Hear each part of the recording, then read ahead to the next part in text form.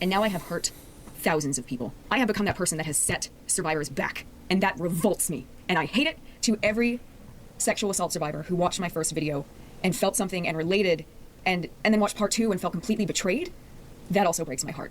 Everyone's, experience of trauma is different, and I know that for so many people, I let you down, and I'm not okay with that. And I hurt so many people. Let's discuss.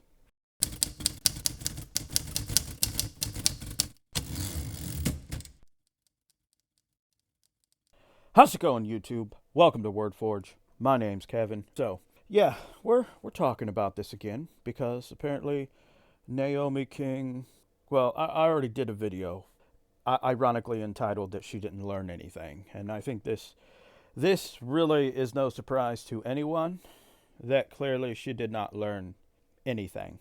Casual reminder that my apology video was not me admitting to falsely accusing Daniel Greene. I stand by my statement that he pressured me into sexual things I didn't want. The apology video was to SA victims. Okay, so in case anyone is somehow living under that particular rock, as you can see here. Now, you might have noticed that my second response was never actually shown in either of their videos, and that is because it says this here: there is no mention of sexual assault. That is because there was absolutely none in the video I received. As a survivor of sexual assault myself, I take that very seriously, and had that been there, I would have had a very different response and conversation. In the video, Naomi So, unironically, something that I mentioned in a previous video, and I thought the day 2 of the cease and desist video being up, before all the booktubers and their mothers, grandparents in the kitchen sink decided to chime in and guilty till proven innocent kind of idioticness. Like, nobody looked at the situation and thought critically. Nobody read the text messages and thought, well, that text message doesn't make any sense based on what Naomi just said, because if we are telling her, as in Naomi's telling them about these allegations, and then Naomi's claiming that the response of that is Kayla saying that she is a despicable, vile human being, when the lies. And this is why I decided to do this video, is because a lot of booktube fed into the lies. And even the video that I did previously that was labeled talking about mistakes, point being is that we can clearly tell that she didn't learn anything. But I don't think this is anything that's shocking, and it doesn't shock me, because somebody had commented on one of my videos that, talking about whether or not she was done with this. And I was like, I doubt it. The proof is in the fact of how long she attempted and tried to communicate with both Daniel Greene and Kayla. And then to drop her first video in 2023. And then later, when that failed, let's drop Daniel Greene's actual name. And justify all of this by, he tried sending me a cease and desist letter to a video where I never mentioned him, which ironically, my takeaway from this was, well, you admit that you had other communications with him. I'm not really sure how the whole of BookTube can review books, analyze plots, point out plot holes, but I don't know, I guess not do the same thing when it comes to videos. Like, most of BookTube did not change their opinion until it was Daniel Greene Part 2. And the one thing that all of this proves is that even before Daniel Greene's response video, which is this one right here, even before that, the 2003 video and objectively the cease and desist video proved that Naomi was lying. There were too many things that just didn't add up. They didn't make any fucking sense. And then there's receipts in this video that verifiably, demonstrably say that she is lying. But you see, the difference here is that when I just didn't watch the cease and desist video, I took the time to go watch her other video, which if you watch if you paid attention to the cease and desist video on any YouTuber that did a reaction to it, you will see this isn't like them reacting, condemning him. There were a few that were like me, looking at it from taking a step back, critically thinking about what she was showing, what she was saying. And her cease and desist video has far more views than her 2003 video, which means that, like, I would say almost probably 50%, if not 80% of booktubers didn't even bother to go watch her 2003 video, where she literally admits that the police told her what she described to them, how she described it to them, is not sexual assault. She has proven continuously to lie, even in those individual videos, even if for some weird reason booktubers weren't able to pick up on it. And here we are again, more lies. Because, my question to this is, well then, why apologize to Daniel Greene in your apology video? She also apologizes to Kayla, but is she apologizing to Kayla because she knows Kayla is also a victim of sexual assault? Or was she simply apologizing for the same reason that she was apologizing for Daniel Greene in this video? She says that she stands by the statements, "He pressured me into sexual things I didn't want." The apology video was to SA victims, to which you pissed all over them, objectively and factually. You, Naomi King, might as well walk to the grave of every woman that has ever been sexually assaulted and either made it and it passed away from old age or were murdered in that process, and you might as well take a fat dump on their grave, because that's literally what you're doing.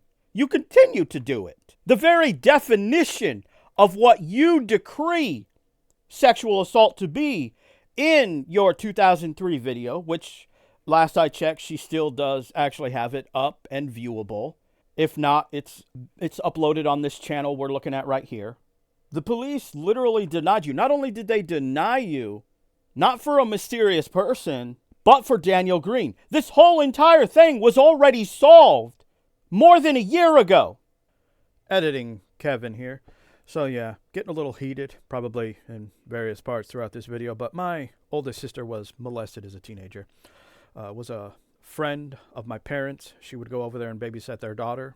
So I sit here and I think about, in like one relation, how she's sorry toward SA victims, Kayla being an SA victim, and all of this amounting to, how much is it making her relive her own experience in her head?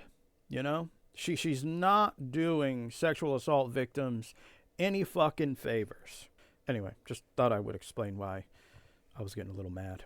Honestly, this ultimately feels like this is an individual, Naomi King, who's mad that Daniel Greene picked Kayla.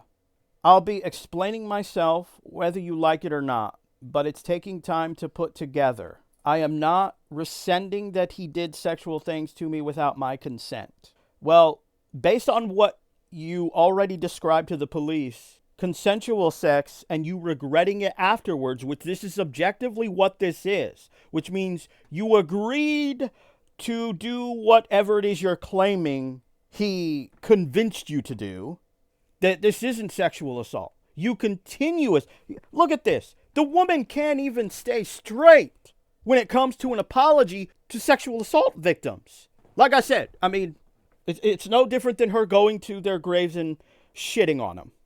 This isn't shocking that she hasn't learned anything.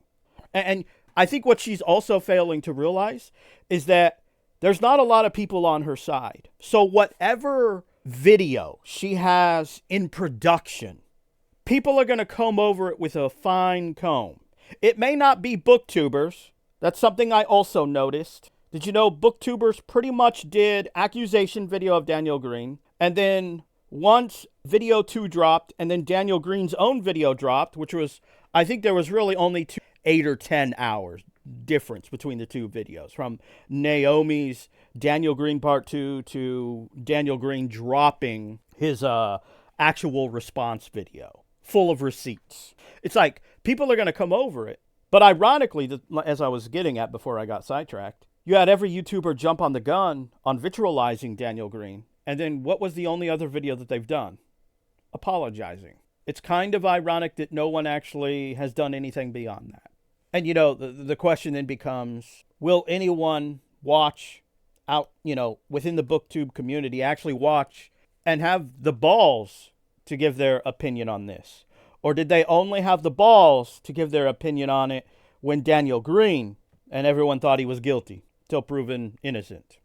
The greater point here is that it's no surprise that Naomi King shared this on Instagram. It's no surprise that I don't think she's really understanding what she's actually doing to actual SA victims. She says she's sorry, and she in this very video that she set them back, and it's like, that's what you continue to do. That's what you're still doing. This isn't even my opinion. This is a fact. Based on the facts that you have shared, not only the facts that you shared, but the facts that you shared, and plenty of booktubers were completely fucking blind to it. And then they only had an epiphany when apparently Daniel Greene Part 2 came out, or Daniel Greene's, I'm going to call it his mic drop video. It's rather ridiculous. She just continues to lie. And this idea that I believe she's actually sorry to sexual assault victims is a load of shit. Again, this sounds more like a love triangle, and she's mad that she's not the one that got picked, which says a lot about the maturity of Naomi King, or the lack thereof. Anyway, someone commented this on a video of mine yesterday, so I thought I would talk about it today, because you know what? I figured somebody in the community, other than other YouTubers, probably should mention this kind of thing. She lied, people believed a lie, and she wants to continue to perpetuate that lie. Like I said, all you're doing is continuously shitting on graves, both literally and metaphorically. Maybe it's time you actually really check yourself, like you lay claim in this video, because clearly that was a fucking lie. Actions speak louder than words, Naomi. Actions speak louder than words.